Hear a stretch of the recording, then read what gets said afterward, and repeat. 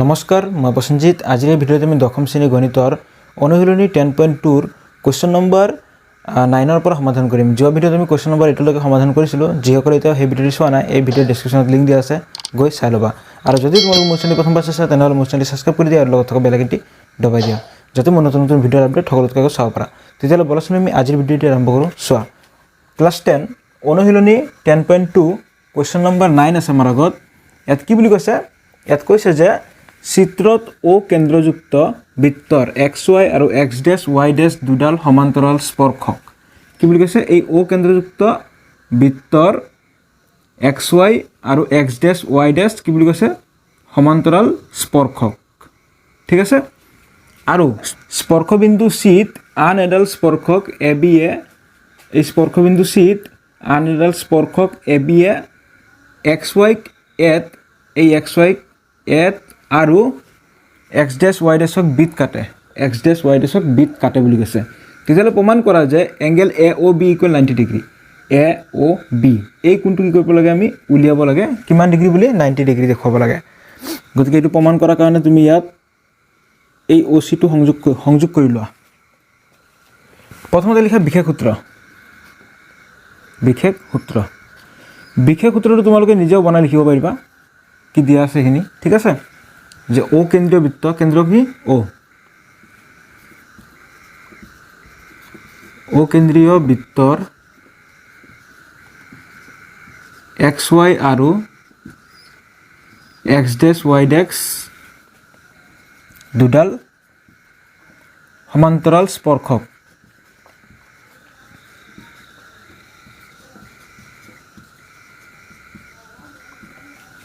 আৰু এই চিটো কি হয়? এটা বৃত্তস্থ বিন্দু হয় না? বৃত্তস্থ বিন্দু চিত আন এডাল স্পৰ্শক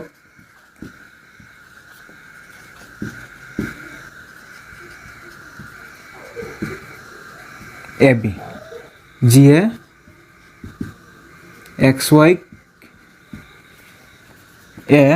আৰু X', Y' B বিন্দুত কাটে।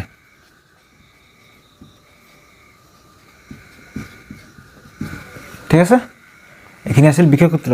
তাৰপিছত এতিয়া আমি লিখিম প্ৰমাণ কৰিব লাগে যে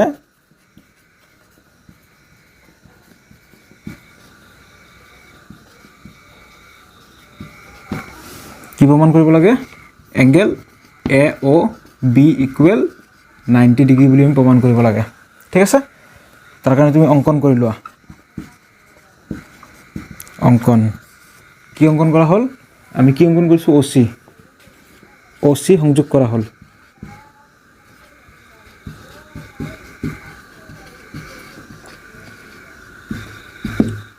গতিকে এইখিনি লিখি লোৱাচোন।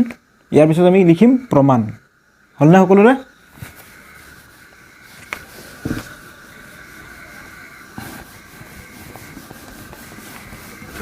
এতিয়া লিখা প্ৰমাণ। ইয়াত চোৱা, আমি কি প্ৰমাণ কৰিব লাগে? আমি প্ৰমাণ কৰিব লাগে AOB এই কোণটো 90 ডিগ্ৰী বুলি প্ৰমাণ কৰিব লাগে। কেনেকৈ প্ৰমাণ কৰিবা?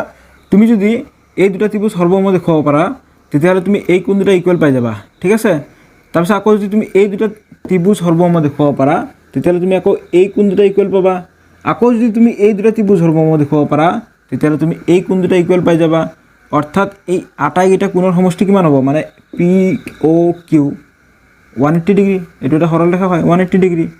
এইটো চোৱা, ভালকৈ বুজি পাবা। চোৱা, ইয়াত ত্ৰিভুজ কি পালোঁ? এইটো POA এণ্ড আৰু ত্ৰিভুজ AOC চিৰ পৰা, এই দুটা ত্ৰিভুজৰ পৰা আমি সৰ্বম দেখুৱাম। সৰ্বম কেনেকৈ দেখুৱাই? যিকোনো তিনিটা বস্তু ইকুৱেল দেখুৱাব লাগে। ঠিক আছে? আমি ইয়াত লিখিব পাৰোঁ OA = OA লিখিব পাৰোঁ। এইটো হৈ গ'ল সাধাৰণ বাহু, কাৰণ দুইটা ত্ৰিভুজতে আছে। OAটো সাধাৰণ বাহু হৈ গ'ল। আৰু কি দেখুৱাব পাৰোঁ? OC = OP, কাৰণ এইটো একেটা বৃত্তৰে ব্যাসাৰ্ধ। OC = OP, একে বৃত্তৰ ব্যাসাৰ্ধ সদায় সমান।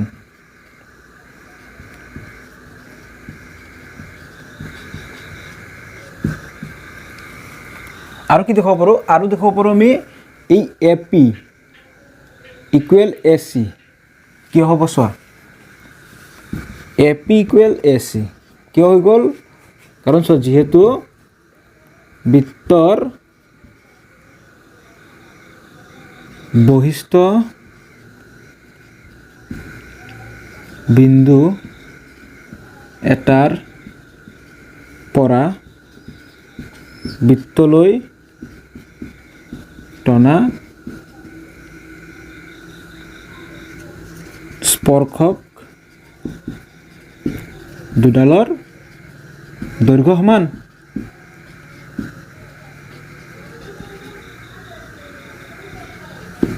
ঠিক আছে বৃত্ত এইটো ইয়াৰ এটো হৈ গ'ল বহিস্থ বিন্দু ইয়াৰ পৰা বৃত্তলৈ টনা এই স্পৰ্শক দুডাল কি হ'ব সমান তেতিয়াহ'লে আমি তিনিটা বস্তু ইকুৱেল দেখুৱালোঁ অৰ্থাৎ এতেকে ত্ৰিভুজ POA সৰ্বসম ত্ৰিভুজ AOC কি স্বীকাৰ্য হৈ গ'ল বাহু বাহু বাহু স্বীকাৰ্য মতে সৰ্বসম বাহু বাহু বাহু স্বীকাৰ্য ঠিক আছে যেহেতু ত্ৰিভুজ দুটা সৰ্বসম গতিকে আমি লিখিব পাৰোঁ এই কোণ দুটা ইকুৱেল POA ইকুৱেল AOC এটাকে angle POA equal angle AOC কিয় CPCT মতে সব ইকুৱেল ঠিক আছে এটা তুমি ইকুৱেশ্যন নম্বৰ 1 দি থৈ দিয়া তাৰপিছত লিখা একেদৰে চোৱা তুমি এই দুটা ত্ৰিভুজ সৰ্বসম দেখুৱাইছা এতিয়া আমি এই দুটা ত্ৰিভুজ সৰ্বসম দেখুৱাম আমি ইয়াত এবাৰ দেখুৱাইছোঁ কেনেকৈ সৰ্বসম হৈছে ঠিক আছে ইয়াতো আমাৰ একেদৰে হ'ব গতিকে বাৰে বাৰে কৰা দৰকাৰ নাই দুটা ত্ৰিভুজ সৰ্বসম ঠিক আছে ত্ৰিভুজ কি হ'ব AOC সৰ্বসম ত্ৰিভুজ COB ঠিক আছে গতিকে যেহেতু এই ত্ৰিভুজ দুটা সৰ্বসম পালো তেতিয়া আমি লিখিব পাৰো AOC angle AOC equal angle COB ঠিক আছে এইটো আমাৰ CPCT 2 নম্বৰ ইকুৱেশ্যন আৰু আমাৰ এই দুটা ইকুৱেল হ'ব একেদৰে এইটো আৰু এইটো এই ত্ৰিভুজ দুটা ইকুৱেল হ'ব COB equal BOQ ত্ৰিভুজ COB সৰ্বসম ত্ৰিভুজ COQ ঠিক আছে তেতিয়াহ'লে আমি লিখিব পাৰোঁ angle COB equal angle BOQ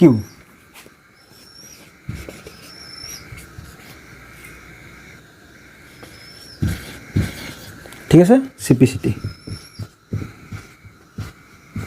equation number 3 দি দিয়া গতিকে তোমালোকৰ ওপৰৰখিনি হৈছে না লিখা এইখিনি মুছি দি আছোঁ মানে ইয়াৰ পিছৰখিনি আমি ওপৰত লিখিম তোমালোকে তলে তলে লিখি যাবা চোৱা ইয়াৰ পিছৰখিনি আমি এতিয়া ইয়াত লিখি আছোঁ এতিয়া এংগেল POQ এই কোণটো কিমান হ'ব 180 ডিগ্ৰী কিয় সৰল কোণ এইটো ঠিক আছে সৰল কোণৰ মান 180 ডিগ্ৰী এটা এংগেল POQ মানে কি হ'ব আমি যদি এইটো ভাঙি দিওঁ কি হ'ব POQ মানে POA plus AOC plus COB plus BOQ এই চাৰিটা কোণৰ যোগফল মানে হৈছে POQ angle POA plus angle AOC plus angle COB plus angle BOQ equal 180 degree ঠিক আছে দ্যাট ইমপ্লাইজ এতিয়া সো আমি কি দেখাব লাগে আমি দেখাব লাগে AOB ইকুৱেল 90 AOB ইকুৱেল 90 দেখাব লাগে তুমি যদি AOC প্লাস COB পোৱা তেতিয়াহ'লে AOB পাই যাবা মানে চোৱা POA এইটো আছিল আমাৰ POA এক নম্বৰটো POA এংগেল POA ইকুৱেল কি আছিল এংগেল AOC আছিল গতিকে আমি এংগেল POA ঠাইত আমি লিখিব পাৰোঁ এংগেল AOC ঠিক আছে এইটো চেঞ্জ কৰিছোঁ অকল plus angle A O' C আছে প্লাছ এংগেল কি আছে C O' B plus angle কি আছে বি অ' কিউ বি অ' কিউ অৰ্থাৎ আমি লিখিব পাৰোঁ angle C O' B equal 180 degree. এইটো আমি কি ইকুৱেশ্যন লৈ পালোঁ 1 নম্বৰ ইকুৱেশ্যনটো আৰু 3 নম্বৰ ইকুৱেশ্যন, গতিকে 1 নম্বৰ 3 নম্বৰৰ পৰা ব্ৰেকেটত লিখি দিছোঁ, ঠিক আছে। ইমপ্লাইজ এতিয়া এইখিনি হৈ গ'ল নহয় তোমালোকৰ। এতিয়া চোৱা angle A O' C plus angle A O' C কেইটা হৈ গ'ল, দুটা হৈ গ'ল। 2 angle A O' C plus angle C O' B plus angle C O' B কেইটা হৈ গ'ল, দুটা। 2 angle C O' B equal 180 degree, ঠিক আছে। দেয়াৰ ইমপ্লাইজ এই দুটাৰ পৰা কি কমন আহে, মানে কি মিল আহে, 2 মিল আহে, ঠিক আছে। কি ৰৈ যায়, angle A O' C plus angle C O' B equal 180 degree. There implies এতিয়া 2টো কি হৈ আছে এইফালে পূৰণ, সোঁফালে গ'লে কি হৈ যাব, হৰণ হৈ যাব। গতিকে কি ৰৈ গ'ল, angle A O' C plus angle C O' B equal এইফালে আছে 180 ডিগ্ৰী আৰু 2টো পূৰণ আছিল, হৰণ হৈ গ'ল, ঠিক আছে। There implies angle A O' C plus C O' B এই দুটা যদি প্লাছ কৰোঁ, এই কোন দুটা কি হ'ব, এইটো হৈ যাব এ অ' বি হৈ যাব। ইয়াত আমি কি লিখিব পাৰোঁ, angle A O' B equal 2 180 হৰণ গ'লে কিমান হ'ব, 90 ডিগ্ৰী, ঠিক আছে। 90 ডিগ্ৰী এইটোৱে আমাক প্ৰমাণ কৰিব দিছিল, ঠিক আছে। প্ৰমাণিত হ'ল বা প্ৰুভড। বুজি পাইছে সকলোৱে, লিখি লোৱা। কুৱেশ্যন নম্বৰ 10 আছে আমাৰ আগত। ইয়াত কি বুলি কৈছে, ইয়াত কৈছে যে প্ৰমাণ কৰা যে বৃত্তৰ এটা বহিবিন্দুৰ পৰা টনা স্পৰ্শক দুডালৰ মাজৰ কোণটো স্পৰ্শবিন্দু দুটা সংযোগী ৰেখাখণ্ডৰ দ্বাৰা কেন্দ্ৰত সন্মুখকৈ উৎপন্ন কৰা কোণটোৰ সম্পূৰক। অৰ্থাৎ চোৱা বৃত্ত, ঠিক আছে, ইয়াৰ বহিবিন্দু এটা লৈ লোৱা, এইটো বহিবিন্দুৰ নাম লৈছোঁ আমি পি। বহিবিন্দুৰ পৰা বৃত্তলৈ টনা স্পৰ্শক দুডাল, এইটো এটা, ঠিক আছে, আৰু এটা এইটো, এই স্পৰ্শক দুডাল স্পৰ্শবিন্দুৰ নাম দিয়া, এইটো নাম দিলোঁ ধৰা আমি কিউ নাম দিলোঁ, এইটোৰ নাম দিলোঁ আৰ, তাৰপিছত কেন্দ্ৰ অ'। এতিয়া তুমি স্পৰ্শবিন্দু আৰু কেন্দ্ৰ সংযোগ কৰি দিয়া।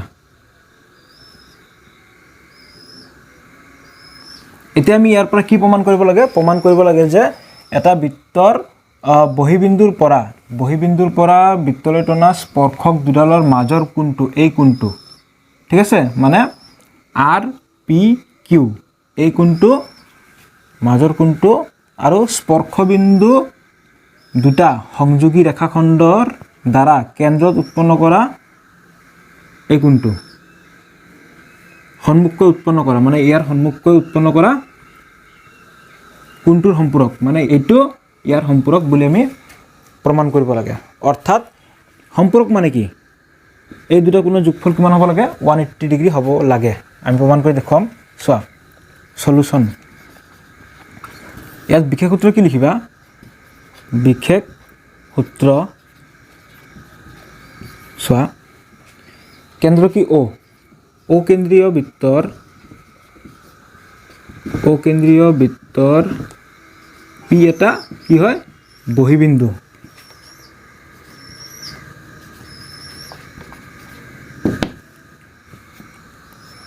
পি কিউ আৰু পি আৰ বৃত্তটোৰ দুডাল স্পৰ্শক, ঠিক আছে। প্ৰমাণ কৰিব লাগে যে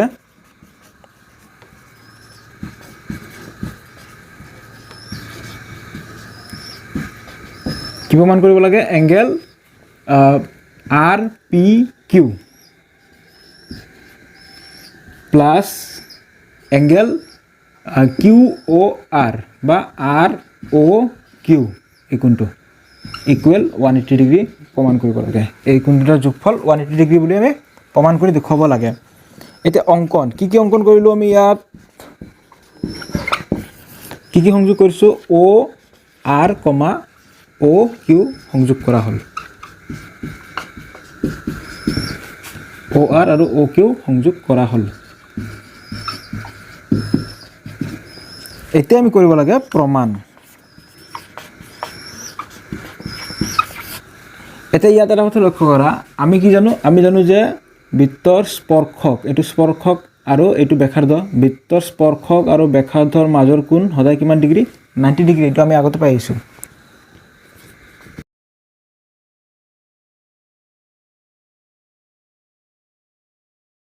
ডিগ্ৰী ঠিক আছে গতিকে আমি লিখিব পাৰোঁ এংগেল পি কিউ অ' ইকুৱেল কিমান ডিগ্ৰী হৈ গ'ল 90 ডিগ্ৰী আৰু আমি লিখিব পাৰোঁ এংগেল পি আৰ অ' এই কোণটো 90 ডিগ্ৰী হ'ব কাৰণ এইটো স্পৰ্শক আৰু ব্যাসাৰ্ধৰ মাজৰ কোণ পি আৰ অ' ইকুৱেল 90 ডিগ্ৰী গতিকে এইখিনি হৈছে ন সকলোৰে মানে পিছৰ খালি আমি ওপৰত লিখিম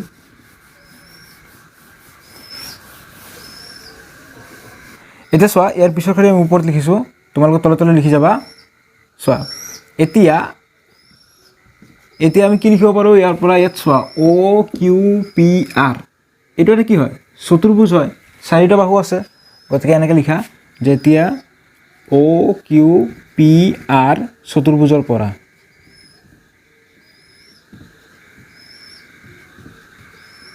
কি পাওঁ এংগেল লিখিব পাৰোঁ আমি P Q O' plus angle R O' Q plus angle P R O' plus angle R P Q equal কিমান হ'ব 360 ডিগ্ৰী আমি জানো চতুৰ্ভুজৰ চাৰিটা কোণৰ সমষ্টি 360 ডিগ্ৰী গতিকে ইমপ্লাইজ পি কিউ অ'ৰ মান কিমান পাইছিলোঁ আমি 90 degree plus angle R O' Q মান দিয়া নাই R O' Q plus angle P R অ'ৰ মান কি পাইছোঁ আমি 90 ডিগ্ৰী গতিকে ইয়াত 90 ডিগ্ৰী লিখা plus angle R P Q এইটোৰ মান দিয়া নাই আমি উলিয়াব লাগিব এইফালে কি আছে 360 ডিগ্ৰী দেয়াৰ ইমপ্লাইজ 90 প্লাছ 90 কি হৈ গ'ল 180 degree plus angle R O' Q plus angle কি আছে আৰ পি কিউ এইকেইটা ৰৈ গ'ল ইকুৱেল এইফালে কি আছে 360 ডিগ্ৰী দেয়াৰ ইমপ্লাইজ এই 180টো কি হৈ আছে ইহঁতৰ লগত প্লাছ হৈ আছে সোঁফালে যোৱাৰ লগে লগে কি হ'ব মাইনাছ হ'ব গতিকে কি হ'ব angle R O' Q plus angle R P Q equal এইফালে কি আছে 360 ডিগ্ৰী আৰু এই 180টো সোঁফালে গ'লে কি হৈ যাব মাইনাছ 180 ডিগ্ৰী এইখিনি হৈছে নহয় there implies angle R O' Q plus angle R P Q equal 360 পৰা 180 গুচি গ'লে কিমান থাকে 180 ডিগ্ৰী অৰ্থাৎ এই কোণ দুটাৰ যোগফল কিমান হৈছে 180 ডিগ্ৰী মানে এটা আনটোৰ সম্পূৰক গতিকে তোমালোকে লাষ্টত এটা লাইন লিখি দিবা এতেকে এইটো লাইন লিখি দিবা বৃত্তৰ এটা বহিবিন্দুৰ পৰা টনা স্পৰ্শক দুডালৰ মাজৰ কোণটো স্পৰ্শবিন্দু দুটা সংযোগী ৰেখাখণ্ডৰ দ্বাৰা কেন্দ্ৰত সন্মুখকৈ উৎপন্ন কৰা কোণটোৰ সম্পূৰক ঠিক আছে গতিকে এইখিনিয়ে প্ৰমাণিত হ'ল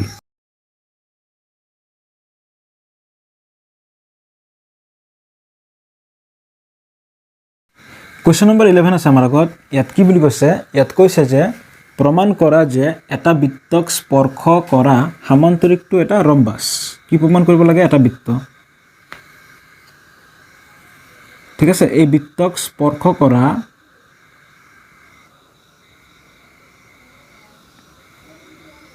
এটা সামান্তৰিক ঠিক আছে এই সামান্তৰিকটো আমি এটা ৰম্বাস বুলি দেখুৱাব লাগে সামান্তৰিকটোৰ নাম দিলোঁ এ বি চি ডি আৰু বৃত্তটোৰ কেন্দ্ৰ অ আৰু স্পৰ্শবিন্দুবিলাকৰ নাম দিয়া পি কিউ আৰ এছ ঠিক আছে চোৱা অ কেন্দ্ৰীয় বৃত্ত এ বি চি ডি কি হৈছে বৃত্তটোক স্পৰ্শ কৰাকৈ সামান্তৰিক আৰু আমি প্ৰমাণ কৰিব লাগে যে ABCD টো এটা ৰম্বাস তুমি কেনেকৈ প্ৰমাণ কৰিবা যে ABCD এটা ৰম্বাস তুমি যদি এই AB ইকুৱেল BC দেখুৱাই দিব পাৰা তেতিয়াহ'লে তুমি ক'ব পাৰিবা এইটো এটা ৰম্বাস কাৰণ চোৱা যেহেতু এইটো সামান্তৰিক বুলি কৈছে অৰ্থাৎ AB ৰ বিপৰীত কি হ'ব CD হ'বই আকৌ BC ৰ বিপৰীত কি হ'ব DA হ'বই আকৌ ইফালে AB আৰু BC ইকুৱেল হৈ আছে মানে সব গোটেইকেইটা বাহু কি আছে ইকুৱেল তেতিয়াহ'লে তুমি ক'ব পাৰিবা এইটো এটা ৰম্বাস আমি জানো ৰম্বাসৰ প্ৰতিটো বাহু যোগ কি হয় ইকুৱেল গতিকে বিশেষ সূত্ৰ লিখি লোৱা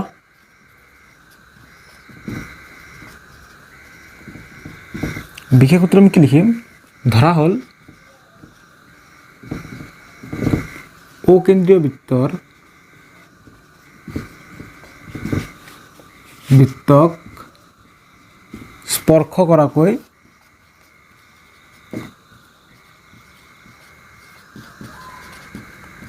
ABCD এটা সামান্তৰিক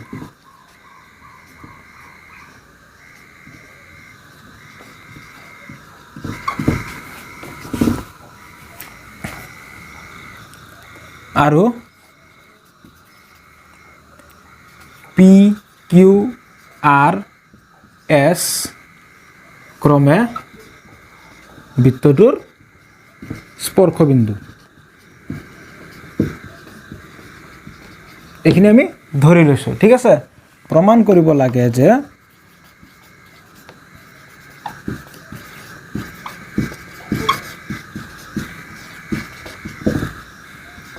ABCD এটা ৰম্বাস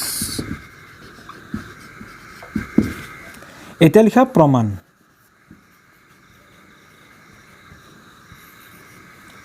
প্ৰমাণ কেনেকৈ কৰিবা চোৱা আমি জানো যে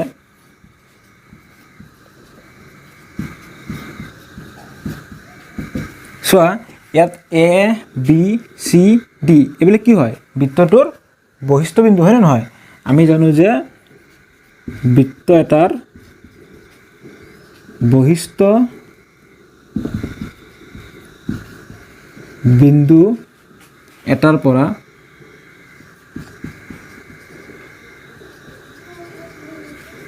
বৃত্তলৈ টনা স্পৰ্শক দুডালৰ দৈৰ্ঘ্য সমান এইখিনি আমি জানো এতিয়া চোৱা এই A বিন্দুটো যদি বৃত্তটোৰ এটা বহিস্থ বিন্দু হয় তেতিয়াহ'লে এই A বিন্দুৰ পৰা বৃত্তলৈ টনা স্পৰ্শক দুডাল হ'ব AP আৰু AS এই দুটা ইকুৱেল AP ইকুৱেল AS ঠিক আছে ইকুৱেশ্যন নম্বৰ 1 দিয়া একেদৰে তুমি ল'ব পাৰা B বিন্দুৰ পৰা BP equal BQ BP equal BQ 2 number equation তাৰপিছত তুমি ঠিক একেদৰে এনেকৈ ল'ব পাৰা যে C বিন্দুৰ পৰা CR equal CQ CR equal CQ equation number 3 দিলোঁ তাৰপিছত তুমি এই D বিন্দুৰ পৰা ল'ব পাৰা DR ইকুৱেল DS এইটো ইকুৱেশ্যন নম্বৰ 4 দিয়া আটাইখিনি লোৱা হৈছে এতিয়া তুমি ইকুৱেশ্যন নম্বৰ 1 2 3 4 প্লাছ কৰি দিয়া নাও এতিয়া equation number 1 plus 2 plus 3 plus 4 implies চাৰিটা যোগ কৰি দিয়া বাওঁফালৰখিনি বাওঁফালে যোগ সোঁফালৰখিনি সোঁফালে যোগ কি আছে বাওঁফালে 1 নম্বৰটোৰ AP প্লাছ 2 নম্বৰটোৰ বাওঁফালে BP প্লাছ 3 নম্বৰটোৰ বাওঁফালে CR প্লাছ 4 নম্বৰটোৰ বাওঁফালে DR ইকুৱেল এতিয়া 1 নম্বৰটোৰ সোঁফালে আছে AS প্লাছ 2 নম্বৰটোৰ সোঁফালে BQ প্লাছ 3 নম্বৰটোৰ সোঁফালে CQ প্লাছ 4 নম্বৰটোৰ সোঁফালে DS ঠিক আছে এটা তুমি ইহঁতক তোমাৰ সুবিধা মতে সজাই লোৱা AP প্লাছ BP আমি এই দুটা একেলগে প্লাছ কৰিম প্লাছ CR প্লাছ DR এই দুটা আমি একেলগে প্লাস কৰিম ইকুৱেল তাৰপিছত ইফালে আমি AS প্লাস DS লিখিম এই দুটা আমি একেলগে প্লাস কৰিম এনেকৈ আমি লিখিব পাৰোঁ কাৰণ আটাইকেইটা প্লাসে হৈ আছে ঠিক আছে প্লাস BQ প্লাস CQ এই দুটা একেলগে প্লাস কৰিম ঠিক আছে ইমপ্লাইজ এটা AP প্লাস BP কি হ'ব AP আৰু BP যদি আমি প্লাস কৰোঁ মানে এইটো আৰু এইটো তেতিয়াহ'লে আমি AB পাম গতিকে AP প্লাস BP কি হৈ যাব AB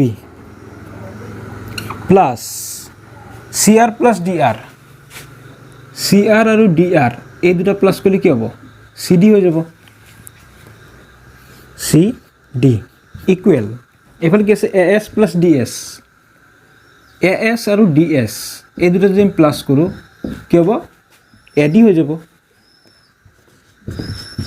ঠিক আছে AD বা DA plus BQ plus CQ BQ আৰু CQ এই দুটা যদি আমি প্লাস কৰোঁ কি হ'ব BC হৈ যাব BC গতিকে এইখিনি হৈছে না সকলোৰে লিখা মুছি দি আছোঁ মানে তাৰ পিছৰ খালি আমি ওপৰত লিখিম তোমালোকে তলে তলে লিখি যাবা এটা চোৱা ইমপ্লাইজ ইয়াত আমি এনেকৈ লিখিব পাৰোঁ AB প্লাস AB CD ঠাইতে আমি AB লিখিলোঁ ইকুৱেল এফালে আকৌ আমি লিখিব পাৰোঁ BC প্লাস BC লিখিব পাৰোঁ মানে AD ঠাইত BC লিখিলোঁ কিয় যিহেতু AB CD এটা কি বুলি কৈছিল আমাক সামান্তৰিক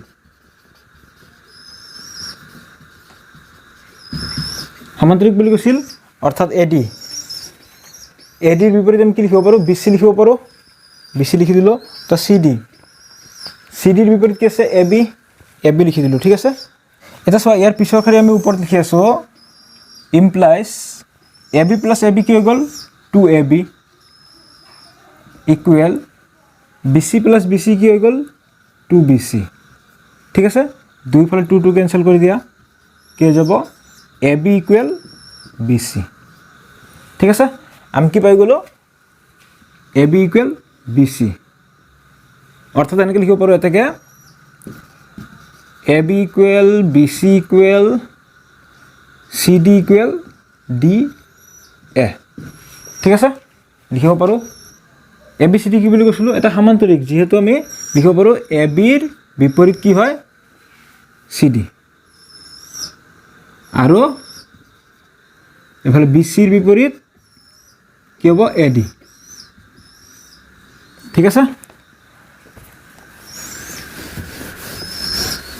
এটাকে ABCD এটা কি হ'ব ৰম্বাস যেহেতু আমি এই সামান্তৰিকটোৰ প্ৰতিটো বাহু সমান দেখুৱাইছোঁ গতিকে এইটো এটা কি হ'ব ৰম্বাস আমি জানো ৰম্বাসৰ প্ৰতিটো বাহুৰ যোগ সমান বুজিলা